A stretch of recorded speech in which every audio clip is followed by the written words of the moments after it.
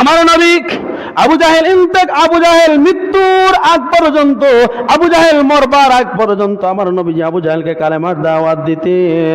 আমার নবী আবু জাহেলের দ্বারে বসে কালেমার দাওয়াত দিতেন।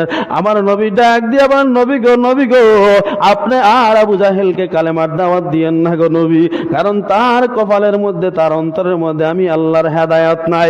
খতামাল্লাহু আলা কুলুবিহিম ওয়া আলা সামঈহিম ওয়া আলা আবসারিহিম গিশাওয়াতুন ওয়া লাহুম আযাবুন আযীম।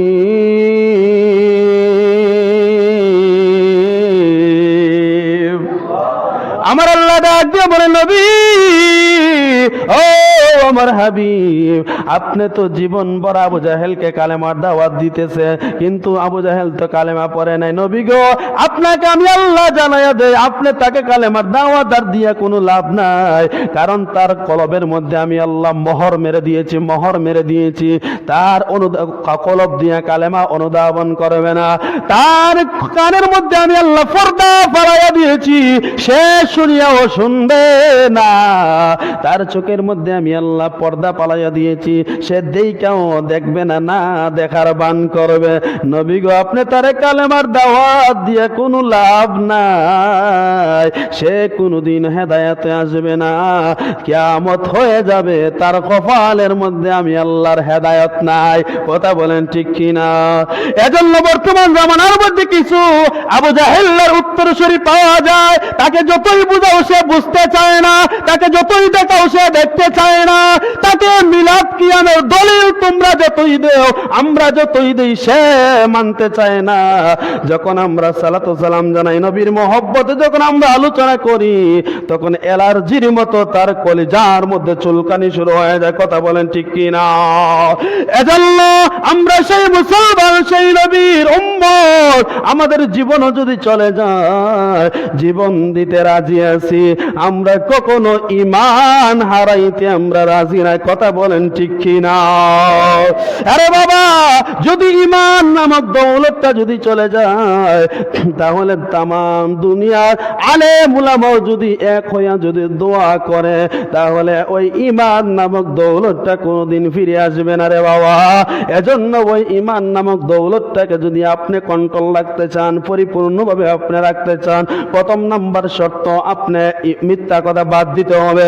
দ্বিতীয় নম্বর শর্ত আপনি এই জমিনের মধ্যে পরিপূর্ণভাবে আল্লাহ এবং তার হাবিবের উপরে বিশ্বাস রাখতে হবে।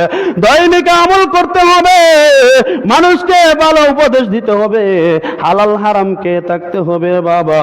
এই বটিটাকে সুন্দর করে আল্লাহর জন্য সাজাইতে হবে রে বাবা, তাহলে দেখবেন এই পরিপূর্ণ ঈমানটা আপনার মজবুত থাকবে। আল্লাহ রাব্বুল আলামিন বলেন, রে বান্দা,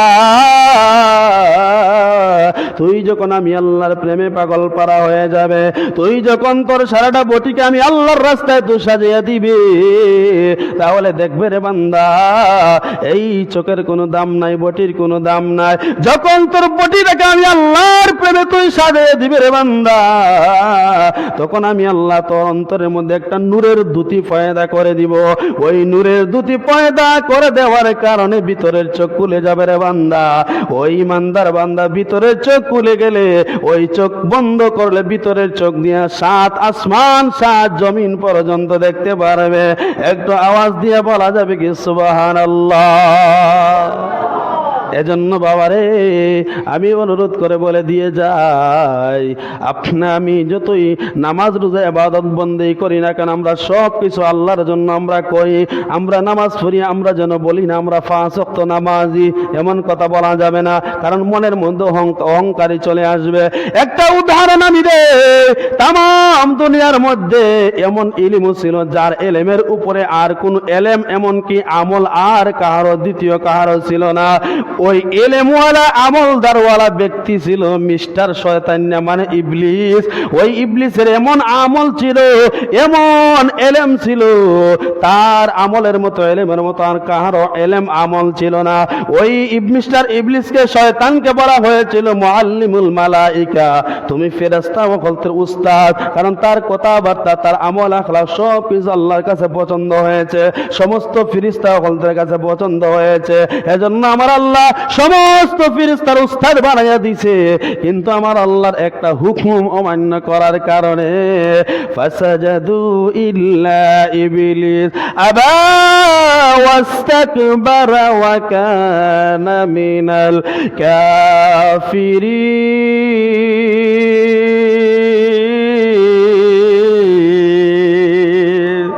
জোরে বলেন আল্লাহু আকবার। আমার আল্লাহ রব্বুল আলামিন কত সুন্দর করে স্পষ্ট করে জানাইয়া দিয়েছেন, দুনিয়ার মানুষ শুনে নাও। ইবলিস ছিল মুআল্লিমুল মালায়েকা, সমস্ত ফেরেশতা উস্তাদ, কিন্তু আমি আল্লাহর একটা হুকুম অমান্য করার কারণে আমি আল্লাহ তাকে কাফের অন্তর্ভুক্ত করে দিলাম, তার কপালের মধ্যে কোনো হেদায়েত নাই। এজন্য বাবারে, আমরা যতই আমল করি না কেন সব আল্লাহর জন্য, আর নিজেকে যেন সব সময় দুর্বল মনে করি, নিজেকে যেন সব সময় ছোট মনে করি, আমরা যেন বড় মনে করি না রে বাবা। কারণ এই জমিন থেকে আমরা সবাই চলে যেতে হবে। এই জমিনের মধ্যে মিস্টার আবু জাহিল না, সে নিজেকে অনেক বড় মনে করেছিল। মিস্টার ফেরাউন না, সে নিজেকে অনেক বড় মনে করেছিল। মিস্টার ফেরাউন না, সে নিজেকে অনেক বড় মনে করেছিল। ওরে আবু জাহিল না, নমরুদ দা, ওরে ফেরাউন না, তোমরা কই গেলা?